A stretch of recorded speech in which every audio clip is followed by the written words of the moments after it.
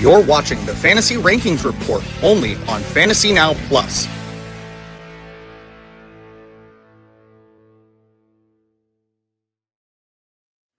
Hello and welcome to the Fantasy Rankings Report. My name is Topher Kurt, but you can call me Topher, and I am here with my co-host Michael Flores. Michael, how are you doing tonight?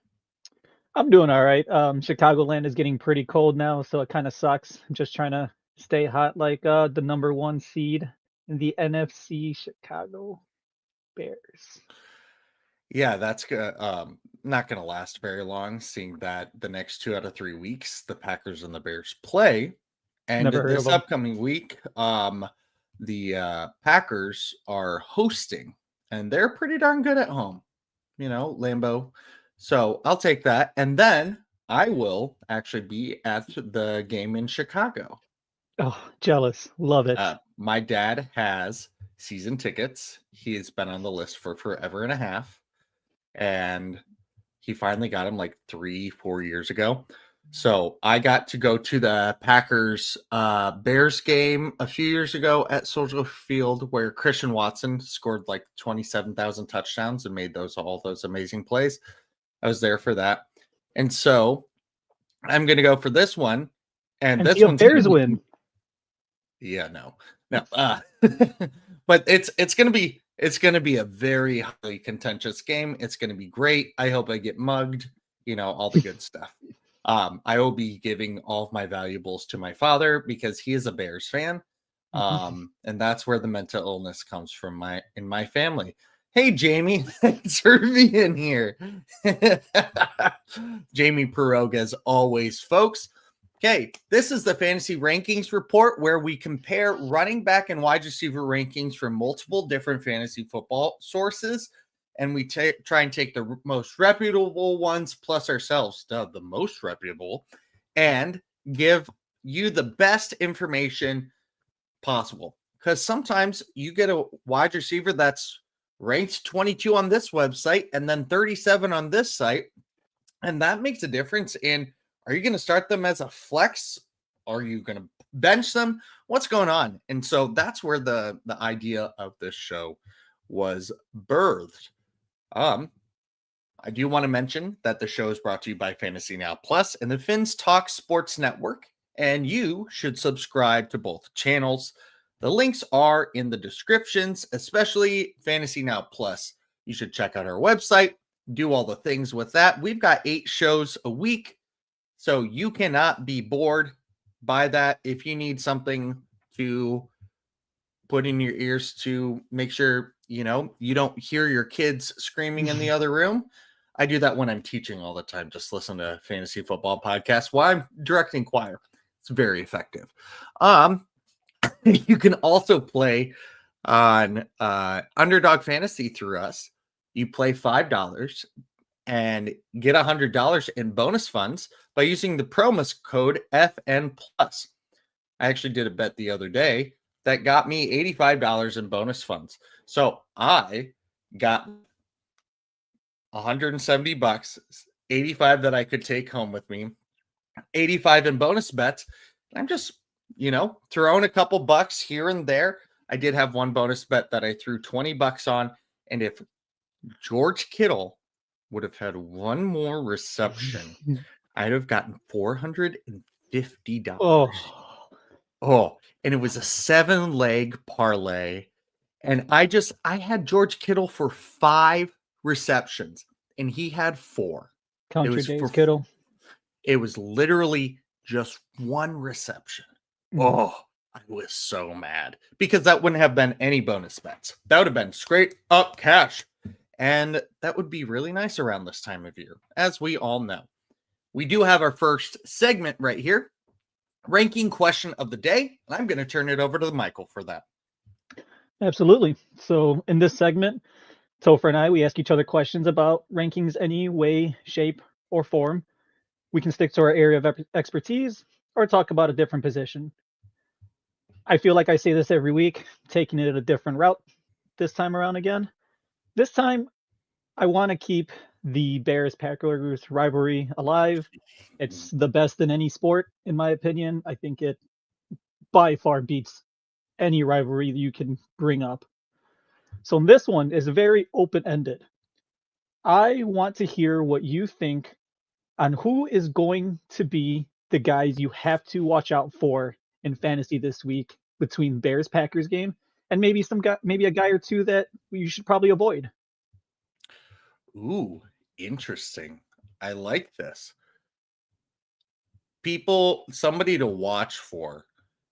I might not like myself saying this, but I'm going to double check this before I hurt myself by going against the Packers. But I want to do the right thing and talk about the Bears first. Okay. So, the Green Bay Packers. Oh, okay. We're not as bad as I thought. I thought the Packers were pretty bad at tight ends. But actually, since I've last talked about it, they've been pretty darn good at stopping the tight end position. But the last 3 out of 4 games, the tight end has had 3 or 4 receptions. And so maybe watch for Colston Loveland. Good game. I wouldn't say great game. I wouldn't say great game from a whole lot of tight ends right now, besides handful. So it's not me being a Packers fan. Or Kittle, apparently, either. Kittle's an Iowa guy. I am an Iowa guy through and through. TEU. The 44 in my Twitter and stuff is from Dallas Clark, University of Iowa tight end. So, tight end through and through. He just let me down. I think that you need, no matter what, you need to play what's his name? Christian Watson. He's just been too good lately. He's proving to be the wide receiver one that we have dreamed of having on the Packers. He's just doing that. And I think, Jaden Reed might not. He was officially limited in practice today. But he's waiting a final medical clearance. I think if Jaden Reed plays, he could be a sneaky play.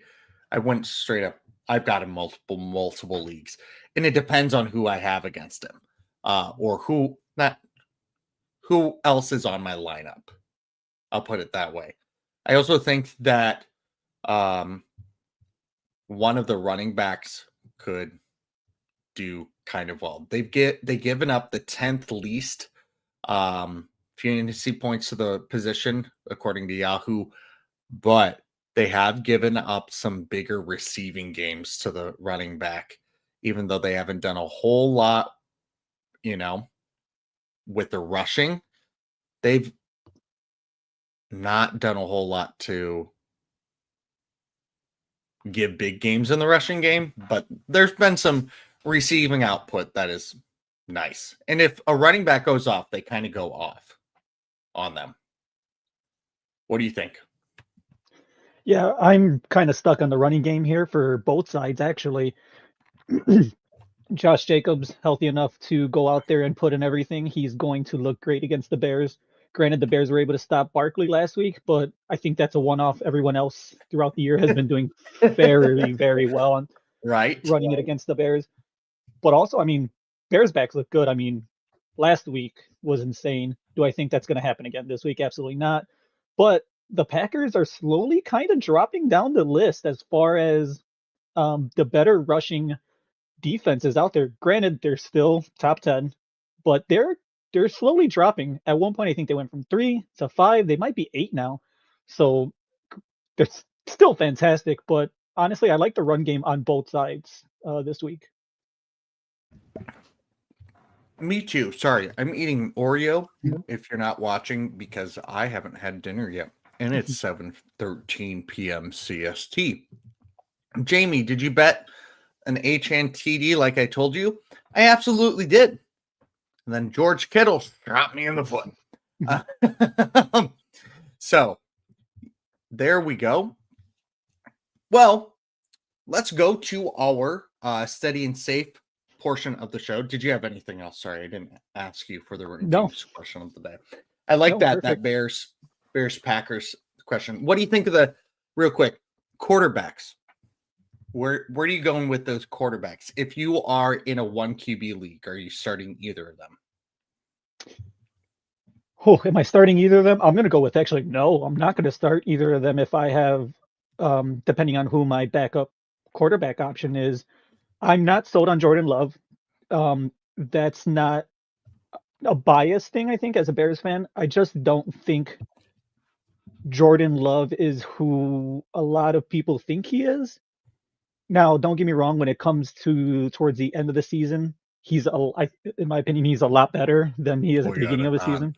Toyota-thon. Toyota-thon. It's so he can look good. I mean, in a rivalry game, everyone's going to pump it up another notch. But honestly, I honestly think that both Love and Williams are going to have a non-existent fantasy game. They might look good out on the actual field, but fantasy-wise, I'm not a fan of either one this week. Yeah, especially aren't the Bears getting their some of their secondary back? Yeah, so Jalen Johnson came back last week. I believe was Gordon also came back, and we did not have. I think we were missing our top 4 linebackers last week. We should be getting at least 1 or 2 back this week. Yeah.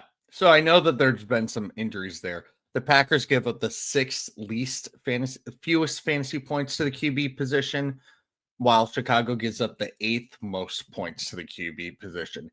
And 2 of their last 3 plays were JJ McCarthy and Mason Rudolph, and they didn't give up much to them. So that does tell you that those 2 kind of bring that down. They also played Tyler Huntley this season. I don't remember that. So there have been some very strong games from the quarterback against the Bears. I think that Jordan Love is a better on-field quarterback than a fantasy quarterback. He is not going to blow you away in the statistics, but he doesn't have to because he's a very smart football player. He's a game manager. Yeah. Well, I think he's game manager in a positive way, not in a Jimmy Garoppolo way. Yes. Okay. Let's go to our steady and safe portion. This is the part of the show where we each highlight 3 players in our positions of expertise that the consensus agrees on. Let's go and have you start off with this, Michael. Yeah, absolutely. So this might be the first week that I actually am not a fan of any of my 3 steady and safe guys, but consensus loves them this week. So going first, I got RJ Harvey at RB15. Now his range is a little bit bigger on the list, but it's at a 6, which around this time of the year, though, that is pretty accurate on where you're going to be, the 4, 5, 6 range. Now, he is coming off a week where he finished RB2 in PPR leagues. Now, that really was because his 2 touchdowns help, especially that one in overtime. I actually know a couple guys that won this week and solidified their playoff spot because of RJ Harvey. Dang. But I don't see that happening this week. Like I said, his 2 touchdowns helped last week. He only had 35 rushing yards and 3 receptions for 27 yards. He was bailed out by his touchdowns. And they have Las Vegas next, who they're about middle of the pack when it comes to the rushing yards allowed. And Vidal went off last week versus them. He put up 126 yards. Patterson put up 54 for them. I just don't see that repeat this week, though. But they have him at RB15, and this is one I'm going to have to disagree on. Yeah, I get that. I don't know how to feel about RJ Harvey. I just don't. I don't like that. It's icky, as I would tell my students that sound icky. Yes, they're high schoolers, but when they sound bad, I have to treat them like kindergartners, so then they know that I'm not messing around. You gotta humble them a little bit. Yes, my first steady and safe player is somebody that I I'm in the same boat. Sometimes I have these guys that I'm like, I don't trust it, but it's Jordan Addison, who's right now wide receiver 37. And so with that wide receiver 37, that's right outside that wide receiver 3 into that flex zone. You might be like, he's got Max Brosmer throwing him the football. That sounds like a Hallmark Channel actor, now starring, Christmas in Cleveland with Max Brosmer and, Lindsay Lohan. But Jordan Addison last week with Brosmer in had 10 targets, 5 receptions, 36 yards. Yes, those are bad. But besides his Green Bay game where he only had 1 target, his last 3 out of 4 weeks, he's had 11, 7, and 10 targets. So even though he might not be producing fantasy-wise, he is out-targeting Justin Jefferson in multiple games this year. I don't know if I would start him right there, but it's somebody to consider. Somebody to consider as steady and safe according to the experts. Yeah, for sure.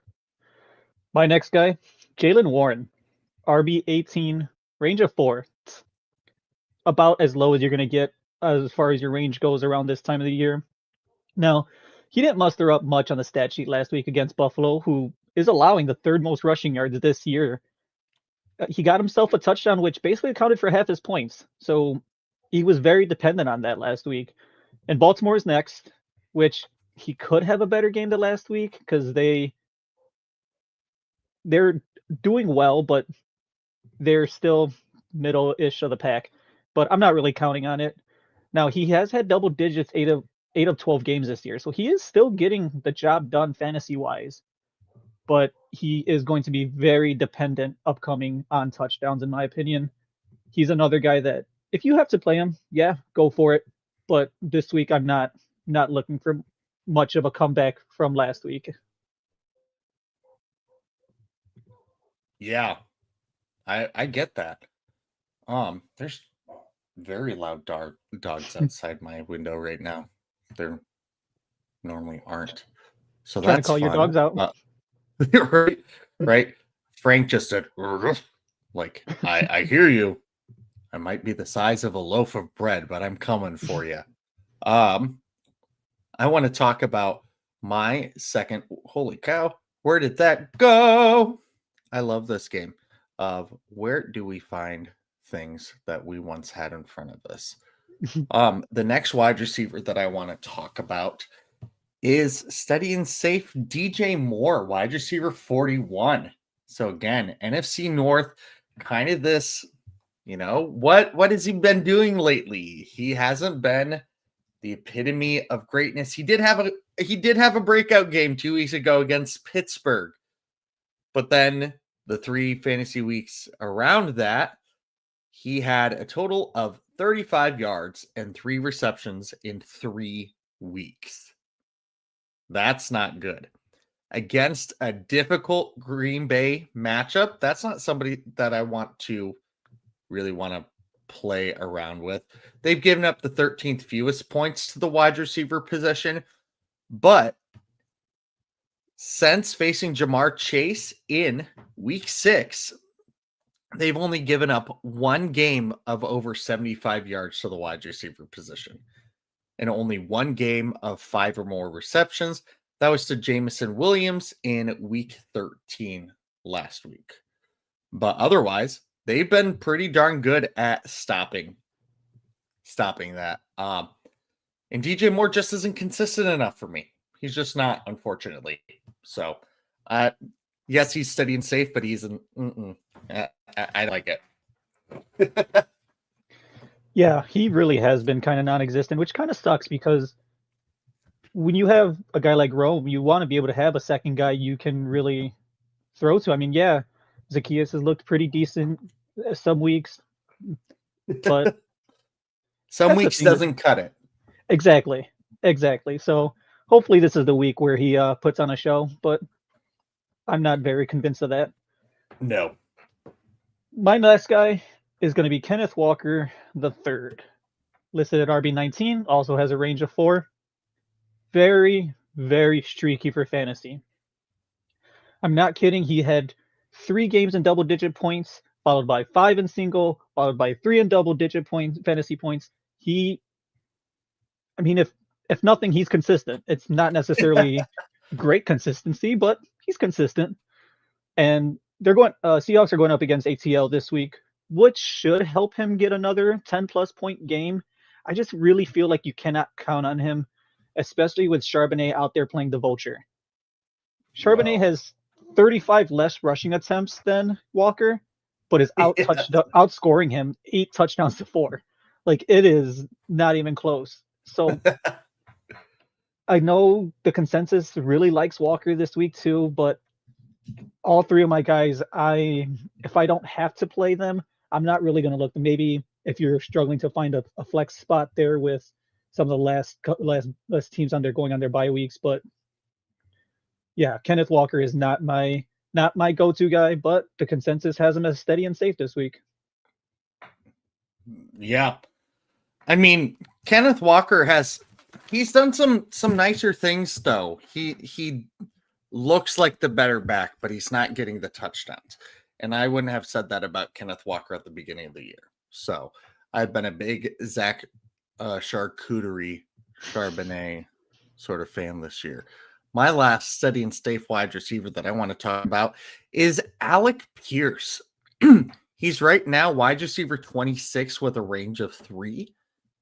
And the Colts play the Jacksonville Jaguars, who's given up 15th most to the fantasy wide receiver, which isn't crazy. But 2 weeks ago, they did give up 118 yards to Michael Wilson.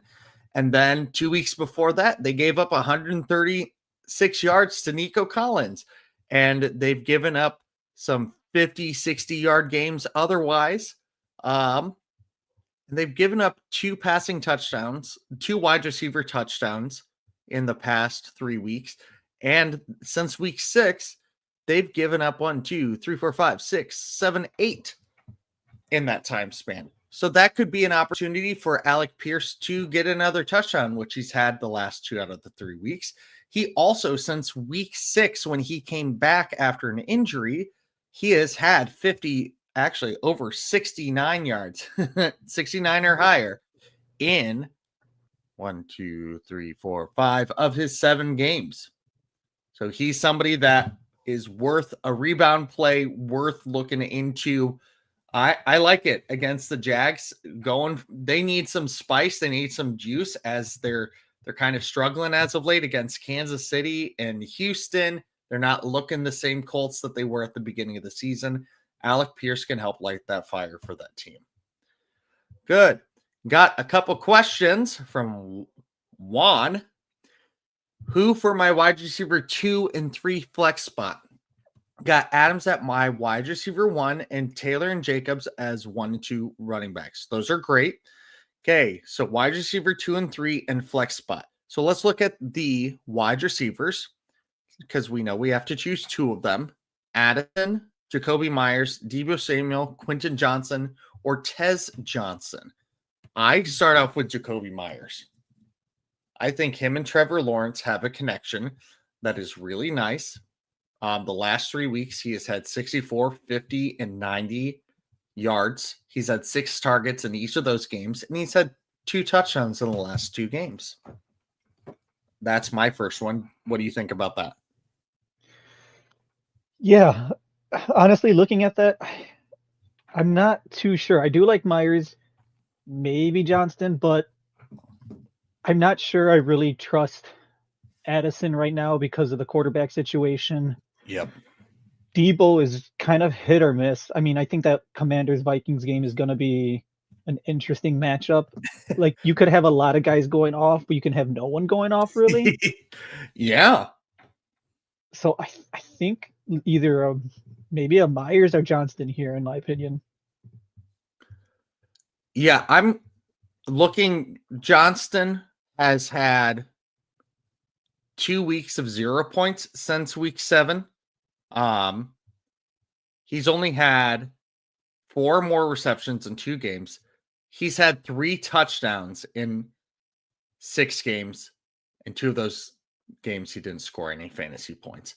He hasn't gotten above 55 receiving yards since week 4. So you're banking on a touchdown with him, and they play Philly. I don't love those banking odds. I'm going right here, Jacoby Myers, Deebo Samuel, who's been a lot more consistent as of late, slowly creeping back up. And now he's not the number 1 wide receiver option because Terry McLaurin's back, which means that he can be more of an elusive option there. And then for the flex, Charbonnet, any of those wide receivers, Jawan Johnson, Zach Ertz. I would probably avoid Charbonnet. Not necessarily because I don't think he's going to have a good week, but he is very dependent as well on touchdowns right now. Yeah, he definitely is. He's only had above 55 yards once this season, and he has only had a total of 9 receptions. So you can't bank on that either. I feel like Zach Ertz is my gut call. Yeah, Zach Ertz has had better stats than all of these guys kind of the last few weeks without a touchdown. So that's without the tutty. And I want to remind myself of what Jawan Johnson's been up to, because Jawan's been getting solid targets, but it's been rough because he's on the Saints. Poor guy. But he's consistently getting target. He's getting good yardage most of the time. I lean Zach Ertz there. Thoughts? Yeah. I'm leaning tight end either way because even on down weeks, Johnson has been performing pretty well in PPR. Yeah. I'm going to assume this is PPR. His down week since week 7 was this past week where he scored 8.9. Otherwise, he's got 12, 10, 12, 19, 10. Yeah. I might go Johnson there. That's not a bad call. Yeah. And Jamie says come back Sunday at Going for 2 Live to ask the same question to see if I give the same answer. That's tricky. I like it. Jamie and I are co-hosts for a show on Sunday mornings, 10:30 to 11:30 a.m. for Going for 2 Live. That's 10:30 to 11:30 a.m. Central Time. So, yeah, that's Jamie doing some good publicity as always. Okay, let's get to the meat of our show, which is experts against experts. This is the part of the show where we each highlight 5 players in our positions of expertise that the consensus disagrees on. We will each talk about one from each tier. For example, wide receiver 1, 2, 3, 4, and 5. Go and lead us on this, Michael. Yeah, so my first guy that I'm going with in the RB1 tier is Javonte Williams. Now, this isn't going out under a stretch and say play the guy. I mean, he's in the RB1 tier. He's at the borderline, though. He's RB12. His range is anywhere from 6 to 15. So it's a fairly big range considering he's in the RB1 tier. Now, he's coming off a top 15 finish against KC. He did have 3 catches and receiving touchdowns, but he only had 59 rushing yards. He has had about 7 weeks or so where he's either scored 20 points or he's coming really close to it. He was off by maybe a point or 2.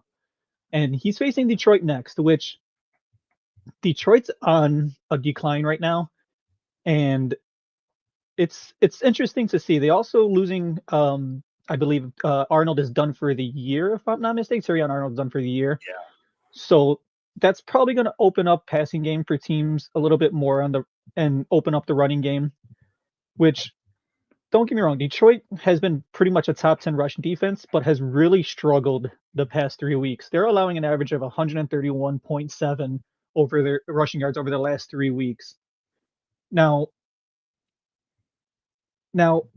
Williams was averaging about a rushing touchdown a game over his first 8 weeks. I think he had 8 touchdowns in his first 8 weeks. A couple of those were 2 touchdown games. But he has not rushed one in since.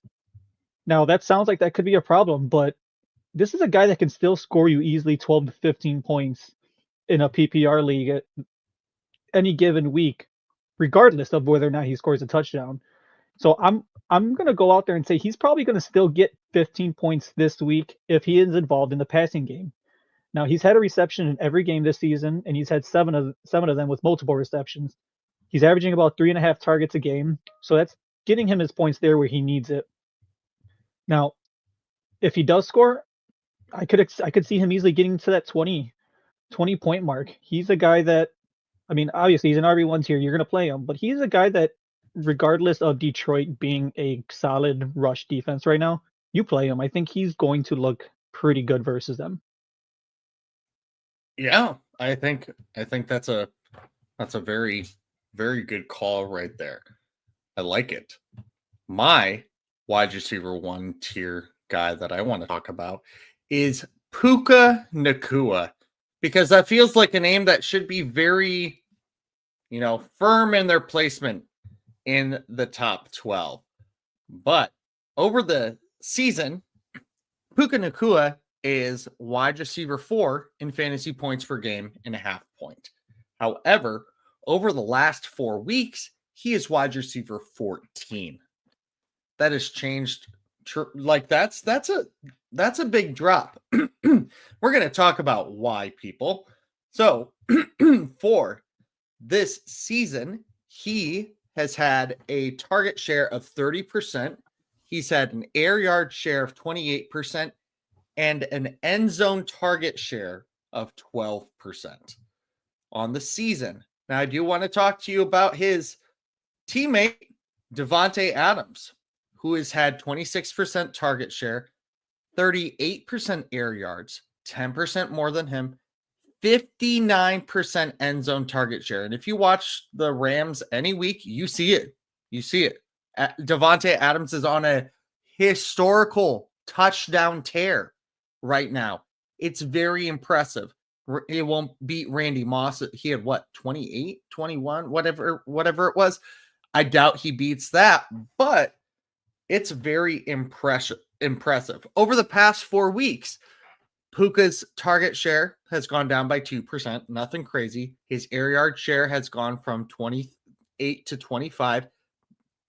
Davante Adams has gone from 38 to 42. End zone target share is pretty much the same as well. So there's not anything too crazy happening there.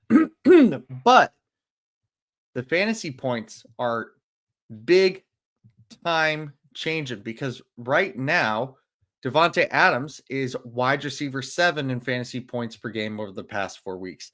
A large part of that comes down to the touchdowns that he is getting and Puka is not. This week, they also played the Arizona Cardinals. The Arizona Cardinals right here give up the 12th fewest fantasy points to the wide receiver position. Since their bye in week 8, they have only given up, actually, I counted that wrong. They've given up 4 touchdowns in their last 4 weeks. So a touchdown a game. But before that, before their bye, they'd literally given up 3 touchdowns, 2 of them to Hunter Renfrow. So their secondary normally is doing a pretty good job in the touchdown category. They are doing a lot of 70, 80-yard receivers to the wide receiver 1, which is where Puka is going to be. But I would not count on him for a touchdown. You haven't been able to count on him for a touchdown recently, unfortunately. Speaking of that, he hasn't had a touchdown since week 10. I know that's 3 weeks, but he's a wide receiver 1. And right now, he's kind of outside of that wide receiver 1 range. He started off the season with 130, 91, 112, and 170 receiving yards. The last 4 weeks, 64, 75, 97, 72. His yardage is going down. He's not getting the touchdowns as often as you would like. His reception total is literally down by 3 receptions per week since the beginning of the season. So even in half point or full point PPR, Puka is not Puka-ing the way you want Puka to Puka. You play him. You're still playing, but you don't hold him in top 5 regard like some of these guys have him. Yeah, for sure. My RB2 tier guy, Jordan Mason. So he's listed at RB23. He's got a range of 11. He's anywhere between 20 and 31. Now, he's coming off a game where they completely got shut out by the Seahawks. He only had 6 carries, 47 yards, and 24 of those came on one run. So he really wasn't getting all that much of a chance this past week, which rightfully so. But Aaron Jones is injured again. Oh. He got injured this last week. It's a new shoulder injury. And Mason might have to be the workhorse this week. Now, I don't know what this means. I don't know if this is a good thing. I don't know if this is a bad thing. I have no idea. But JJ McCarthy is most likely coming back. Is that true? Don't know. They still need to get the clearance on it, it seems like. But like I said, I'm not sure. Yeah, exactly. You have a head injury, son. No, I don't. Yes, Yeah, you do. So what does that mean for him? I'm not really sure. I don't know if that helps him. I don't know if that hurts him. It's just a situation that just kind of sucks all around for Minnesota. And they're facing Washington next, who you don't know which Washington team you're going to get, but they did take Denver to overtime last week, which I was not expecting. And even though they went to overtime, Harvey had those 2 touchdowns. Harvey was the leading rusher against them with 35 yards. Now, are they going to be able to stop Vikings Jordan Mason? Very good chance, I would think so. And if they start putting the numbers up, like you said they got Terry back, and then so if Debo can be that that elusive back, that elusive receiver, that whatever they want to throw him in to do, he's like that Swiss Army knife. It couldn't get out of hand pretty quickly, even though they're both kind of okay teams right now. So Jordan Mason is just kind of a watch guy in the RB2 tier league right now. I'm not very convinced on him, but he has a high ceiling, at least. Low floor, high ceiling. Yeah. I like that. Low floor, high ceiling. And that's kind of what you want out of a running back too. You want a little volatility with it. As long as you have a stellar running back one, like a Devon Achane or something. But that volatility can kind of win you some fantasy playoffs. They can hurdle you into it. So good call. I want to talk about my boy Christian Watson of the Green Bay Packers because he is wide receiver. Oh, sorry, I'm already ahead on my research and I'm ready to talk about the stats and I don't have that number right now. He is wide receiver 17 right now. Wide receiver 17. Oh, that is so nice to hear about a Packers wide receiver. Oh, I cannot tell you how nice that is. On the season, Christian Watson is wide receiver 21 in fantasy points per game. I'm running with that. That's awesome. Now, when it comes to fantasy points per game over the past 4 weeks, he is at number 16. So again, he's wide receiver 17, 21 on the season, 16 over the past 4 weeks, which is really, really nice. He, on the season, for the games that he's played, because he didn't play at the beginning of the season, overall on the season, 20% target share, 42% air yards, 29% end zone target share. However, the past 4 weeks, 26% target share went up by 6%. Air yard share, 45% went up by 3. End zone target share, 40% went up by 11. So Christian Watson is now being targeted and utilized in more ways than he was. He has found the end zone 3 times in the past 3 weeks. His target share has literally only gone up over the past 4 weeks from 4 to 5 to 7 to 10. He has had his yardage sometimes is the concern here though, because he's had 3 games below 50 yards. He's had 3 games above 50 yards. Against the Chicago Bears wide receivers, they've given up the 3rd most points to the wide receiver position in fantasy football. Yes, are they getting some of their players back like we alluded to earlier? Absolutely, but they did give up 89 and 62 to Darius Slayton and Wan'Dale Robinson in the same game. They let Justin Jefferson get 61 points while being thrown to JJ McCarthy 9. They've let week 9. T. Higgins had 121 yards. Jamar Chase had 111 yards. Andre Yoshivach had 66. They are leaky. They will allow bigger plays, and that's what Christian Watson was initially drafted for. That's why the Packers traded up in the second round to go get him, was for his big play ability. And he's made some spectacular catches over the last few weeks. And Jordan Love and him have a connection. And Jordan Love has been playing that deep ball so sweetly. He's up there with how Drake May is playing the deep ball. Drake May is playing it better, but Jordan Love has played it beautifully. And you get that pair with him and Christian Watson. And if Jaden Reed comes back and you've got him across the middle, well, boom, it could pan out for Watson to have a 100-yard game for the first time this season, which would be wonderful. I wouldn't bet money on it because he hasn't done it, but I'm positive. I'm hopeful about a Packers wide receiver this season that isn't Matthew Golden, and that my hope isn't dead on, because my hope is dead there. You know what? I don't think I like this segment anymore. But my next guy, I'm sticking with the same game that I worked with on the last tier. That's Chris Rodriguez Jr.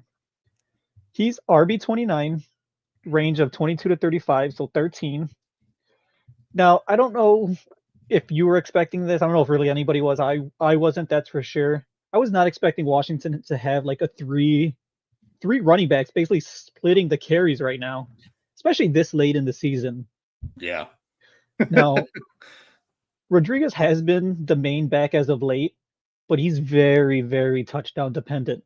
His best weeks has been because he has scored. There's only one of his better scoring fantasy point scoring weeks that he did not score was because of it was the highest rushing day he had, and that was against Miami where he rushed for 79 yards. But otherwise, if he's getting a 9-ish points, that's because he scored. So 6 of his 9 points are really coming off of just the touchdown. And it's not like he's really involved in the passing game either. He has 2 targets on the season. And they're facing Minnesota this week, like mentioned in the last tier. And over the past 3 games, they've been allowing 137 rushing yards. So if he's going to have a good game, if he's going to do it against the team, it's really going to be against Minnesota right now. But this is just another guy that I'm really only playing if I have to.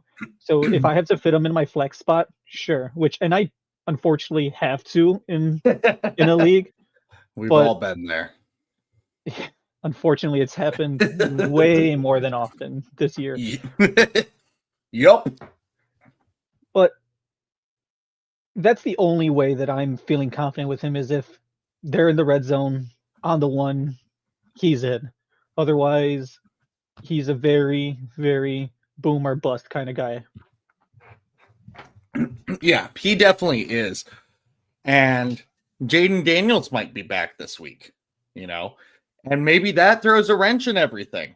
And maybe they finally trust a running back to do more and allow him to do something. And Chris Rodriguez is the guy for that. I think that they trade for or draft a running back next year. Commanders, it's got to be a priority, because that's a little rough, y'all. I have a question for you before I get started on this next one. What do Devonta Smith, Stephon Diggs, Cortland Sutton, Rome Odunze, DK Metcalf, and Zay Flowers all have in common? I have no idea. I don't know. They all have been their fantasy points have been slowly dropping. Yeah, to the point where over the past 4 weeks, they have less fantasy points per game than my next guy, Adonai Mitchell, the New York Jets. Oh, those, that is gross. That's disgusting. But it's also the reality of where we are, folks. We are, Stranger Things just came out and their, fifth season of 12 movies that they just shot. And we're in the upside down once again. Adonai Mitchell coming at you at wide receiver 33. Wide receiver 33 on the week. Come on. Who thought this? Who even considered that this would be a thing, let alone a wide receiver on the Jets that's not named Garrett Wilson above wide receiver 50. Yes, Wilson is out, and that's part of why we're here. But we're also partially here because Adonai Mitchell had one good game. He is last week had 8 receptions for under 2 yards and a touchdown. The week before, he had 2 receptions for 42 yards. However, over the last 3 weeks, he has had 25 targets. You know what? I'm not going to lie. That's not what I was expecting to see when I was looking at this. 25 targets. Let's see. Where does that put him? Oh, top 10 in the league in wide receiver targets. You know who else has had that much at that same time? Emeka Egbuka. You know who he has more than? Devonta Smith, Jamar Chase, Nico Collins, Christian McCaffrey, Davante Adams, Justin Jefferson, Jameson Williams, Chris Olave. The list goes on and on and on. And Adonai Mitchell has had more targets than all of them. It's crazy. He's had one less target over the past 3 weeks than Jackson Smith and Njigba. That is criminal. It is. It is. However, let's be real. Adonai Mitchell could be somebody that you pick up because guess what? According to Fantasy Pros right now, he is rostered, not starting, rostered in 6.5% of leagues. On a team that doesn't know what they're doing with quarterback, knows that their star running back is leaving them in the offseason, could probably end up a commander. Who knows? They're just throwing shit at the wall and hoping that it sticks. And guess what? Adonai Mitchell might stick. They were very purposeful in getting him in that trade. Yes, Indianapolis was kind of done with him after he had those 2 flubs in 1 week, as most anybody would. But Adonai Mitchell has also proven that he can do some pretty legit stuff. I've been a fan of his. It's not been my favorite thing to watch, but I liked his potential. And maybe they've just needed a throw out the wall kind of scenario for Adonai Mitchell. I think you have to go pick him up. I've picked him up multiple places. Because what if he breaks out? What if he's the fantasy playoff darlings that we've all been talking about? And we always want one of these fantasy playoff darlings. And then we never trust it because it's a team like the Jets. Because who trusts the Jets? No one. The Jets don't even trust the Jets. Go get him, though. Because he could do really well against a Miami Dolphins secondary that, let's face it, let's really face it, has given up the nice fewest fantasy points to the wide receiver. However, that was more early on in the season because since week 9, they've given up 5 receiving touchdowns to the wide receiver, and they've had a bye in that time. Since week 9. So they've given up 5 in 4 weeks, and they gave up 8 receptions and 93 yards and a touchdown to who? Devon Vele last week. Devon Vele had that. So you're going to tell me Adonai Mitchell can't do that? You're wrong. Adonai Mitchell could continue to do this. That's crazy. I would love to see a guy like Mitchell be somebody's playoff winner. Like a guy like that being the person that really wins you your league would be amazing. It just pissed everyone off. You know what? This sounds utterly absurd, and I know it is. But with the way that he is outscoring Emeka Egbuka lately, Emeka Egbuka has not been very startable. And I'm really toying with the idea of, in my league that I'm already in the playoffs in, but it plays big determining and seeding, just throwing Adonai Mitchell instead of Egbuka in there just to see what sticks. Because it could work. It really could. It's gross. It's gross, but it is. Jamie's got to go. Peace out, Girl Scout. Go for it. Awesome. So RB4's here. I feel like I don't know if I've just been negative this whole episode, but I guess some that's weeks you just gotta. Yeah, and that's where I'm at this week. My RB4 tier guy, Nick Chubb. RB 48, 43 to 57. It's a range of 14. Now, Woody Marks is the clear RB1 in Houston now. That it is what it is.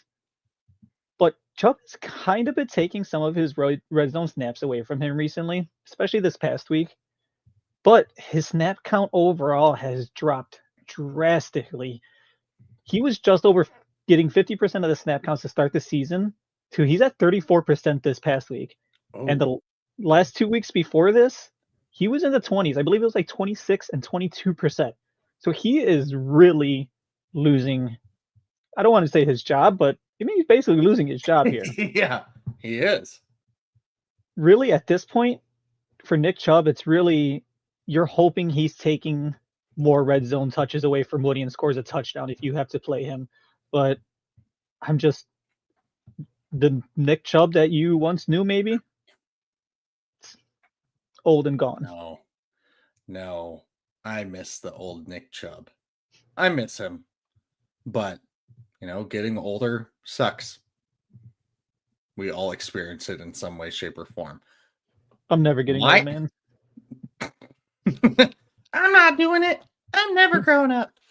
I want to talk about somebody that I just referred to in my last section, Devon Vele of the New Orleans Saints, because he's sitting here at wide receiver 48, right at the bottom of this wide receiver 4 tier, and doing some interesting tempting, because over the past 3 weeks, he has had an 88% snap share in that offense since Rashid Shaheed has been gone. And slowly and surely, he's got more targets from 3 to 7 to 8.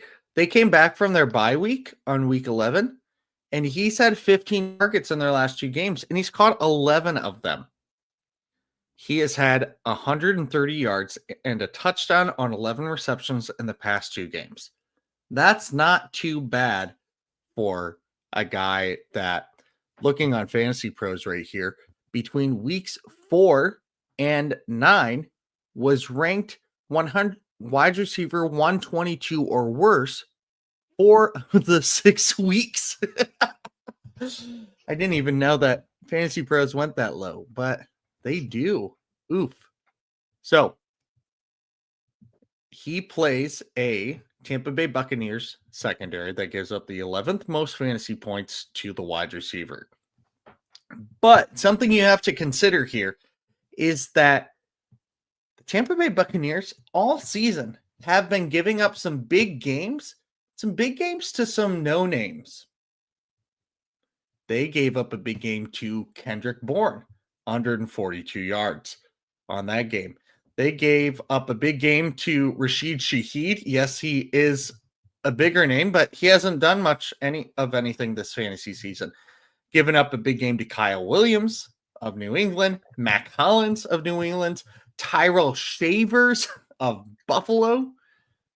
They've given up some bigger games here to some of the less known guys. And they've given up big games to well-known guys, such as JSN and Puka Nacua and Garrett Wilson. So they're a little leaky. And if Tyler Shuck is finding a number 2 connection with Vele that he wasn't finding with Shaheed, it could work out. He could be somebody that, again, somebody that is not being owned in very many fantasy leagues, and I don't blame anybody that isn't owning him, but he's at a 2.3%. He's at 2.3% roster rate, and over the past 4 weeks, I want to make sure I'm on the right thing. Over the past 4 weeks, actually, it needs to be past 3 weeks because that's when he's gone off. Just like I talked with Adonai Mitchell, Devon Vele has been wide receiver 17 in fantasy points per game over the past 3 weeks. So, rostered at 2.3%. He's had more fantasy points over the past 2 weeks than his teammate Chris Olave. Yeah, that's an interesting one. I wonder if that's another guy that's all of a sudden going to turn it on and can be someone's playoff savior there. That'd be very interesting. So RB5, RB6 tiers pretty much has been non-existent. So in this spot here, I want to briefly talk about the Chargers. Now, Marion Hampton was thought to be coming back last week. Obviously did not. He has not played since week 5. Reports are coming out saying it looks like he's coming back this week. What does that mean? I don't know. Don't ask me. Now, is he going to be the main guy right away? Are they going to ease him in? Is he going to be splitting 50-50 with Vidal? I mean, how they go about it this week can really determine the Vidal owners' next couple weeks for their playoffs. It's an interesting time for him to be coming back for fantasy purposes because Vidal has been very good since he took over since week 6. Yeah. Well, thank you. Since he took over since week 6, he's been an every other week kind of guy. And I literally mean every week. He went 22.8, 7.5, 19.7, 3, 17.8, 3.2, followed by finishing off last week with 20.7. He is the epitome of every other week. So I guess realistically that means he's going to suck it up so Hampton can really go hard this week. But Vidal holders right now need to really pay attention this week because I'm not going to say he's going to be faded out because he's been playing a little too well, but is he going to be a 1A, 1B kind of situation here? Or is this just going to be, hey, it's Hampton's team, Vidal, thanks for everything you've done. You're RB2 and you're gonna be played like one.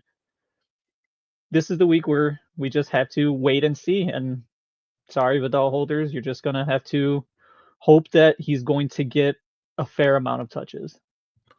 Yeah, and you also have to kind of watch the news to see how is he playing, or is he going to be held on a snap count, all those things, because this could be really tough for some of you if Vidal could get you into the playoffs, because he might not. He's somebody that you have to watch for the rest of the time. My wide receiver 5 right here is Pat Bryant of the Denver Broncos. At the beginning of the year, wide receiver kind of in a crowded room, drafted in the 3rd round. Very confusing why they took him.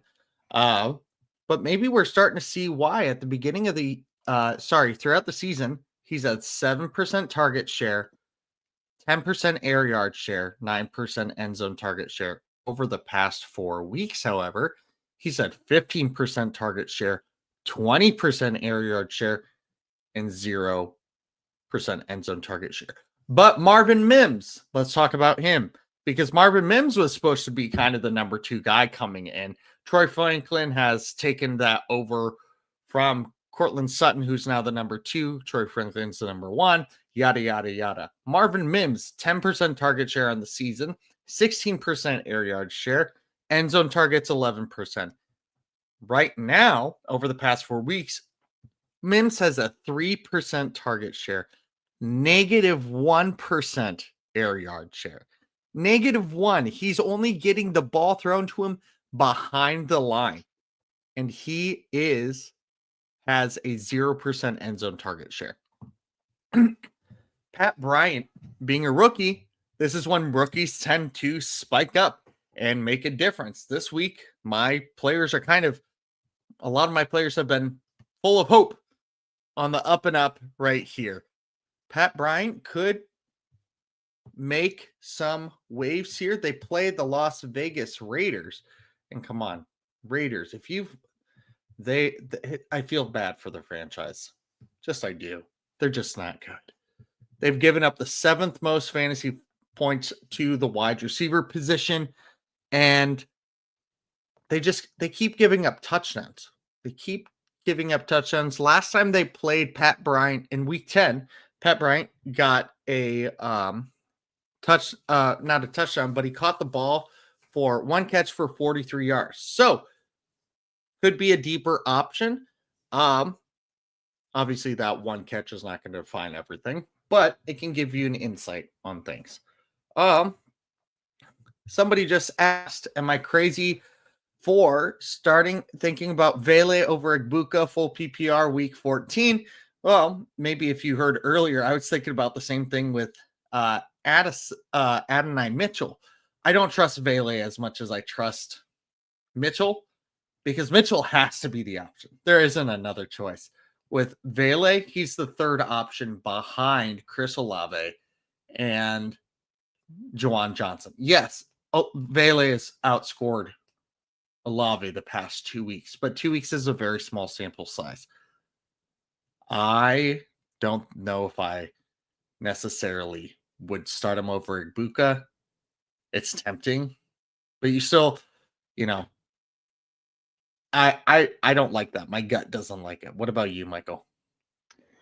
Yeah, honestly, I haven't been paying attention to Vele enough. I'm honestly pretty much only what you had mentioned today. So for me, it's just by name alone. I was kind of just going to go Egbuka, but I'm not really sure about Vele too much.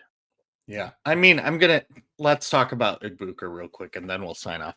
Egbuka, since week 5, here's his yardage totals starting in week 6: 24, 58, 35, 115, 40, 32, 42. And he's had 1 touchdown in that span. He had 5 touchdowns in the first 5 weeks of the season, and he had 3 games of 85 or more yards in that time. He has had only 2 games above 50 yards since week 6. It's disappointing. It's frustrating. It's upsetting. But I don't trust Vele enough. Hopefully they figure it out. Especially Bucky's back. Which could make a big old difference here. Is that... I'm going to see if are we making a correlation here? When did Bucky go out? Bucky Irving went out after week 4. So he had a big game week 5, and then week 6, things went downhill. So this could be a correlation that Bucky Irving has been out, and now he's coming back. Bucky and Baker have such a strong connection that could be something that could make a difference in that. So I don't know. Fun finds after an hour-long podcast, going a little overtime, because that is what we do here. Do you have anything for us before we sign off, buddy? No, just thank you everyone for listening in. Thanks for the questions, and go Bears. So you can't say that because we can't swear on the podcast or say anything demeaning in supporting a terrorist organization like that. We can't do that. Okay. Somebody just said, great show, guys. Thank you, JRow3829, for being here. We appreciate it. For however you are intaking this podcast, thank you so much. check us out every Wednesday night. It won't be me next Wednesday, though, because I've got a choir concert. But Michael will be here and with a special guest that we haven't figured out. So enjoy that. You all, good luck making the fantasy football playoffs. I will see you on 2 weeks. Michael, we'll see you next week. Deuces. Is that outro video? Why is that not ready? Outro video. Thanks for listening. Be sure to like and subscribe wherever you watch or listen to podcasts. We'll be back next week for more ways to win your league.